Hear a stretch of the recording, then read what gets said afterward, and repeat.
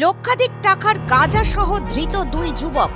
ঘটনাটি ঘটেছে বৃহস্পতিবার বিকালে নিউ ফরাক্কা স্টেশনে।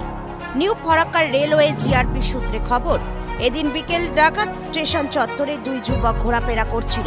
সেই সময় রেলওয়ে জিআরপি পুলিশ গোপন সূত্রে খবর পেয়ে তাদের কাছ থেকে প্রায় 15 কেজি গাঁজা উদ্ধার করে, যার বাজার মূল্য লক্ষাধিক টাকা, এবং তারপর তাদের গ্রেপ্তার করে। এই দুইজনের বাড়ি মুর্শিদাবাদ বলে জানা যায়।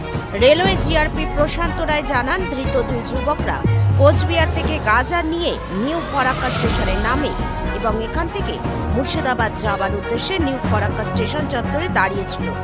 রেলওয়ে জিআরপি পুলিশ গোপন সূত্রে খবর পেয়ে প্রায় 15 কেজি গাঁজা সহ তাদেরকে উদ্ধার করে। ধৃতদের 7 দিনের পুলিশ হেফাজত চেয়ে আদালতে পাঠানো হবে বলে জানা যায়।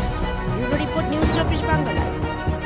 আজ সাহেব, নিউ ফরাক্কা স্টেশন থেকে গোপন সূত্রে খবর পেয়ে আপনারা বেশ কিছু গাঁজা উদ্ধার করেছেন, কি ঘটনাগুলো ঘটেছে? আমাদের কাছে একটা খবর আসছিল যে আজকে যে দুটো ব্যক্তি ওরা কুচবিহার থেকে গাঁজা নিয়ে আসতে চান, নিউ ফরাক্কা স্টেশন নামবে আর কি। এই খবরটা ওয়ার্কআউট করতে গিয়ে আজকে আমরা বিকাল 4টা নাগাদ দুটো ব্যক্তিকে আমরা আটক করি। তাদের কাছে দুটো পিট্টু ব্যাগ ছিল, ব্যাগের মধ্যে গাঁজা আছে। গাঁজা মোট পরিমাণ 14.5 কেজির মতো আছে। এদের বাড়ি কোথায়? দুজনের বাড়ি মুর্শিদাবাদ আছে, ওরা কুচবিহার থেকে আসছিল।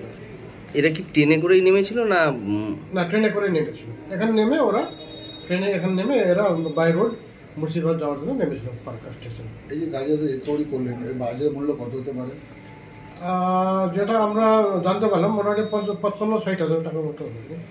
মানে কেজি না, টোটাল মূল্য।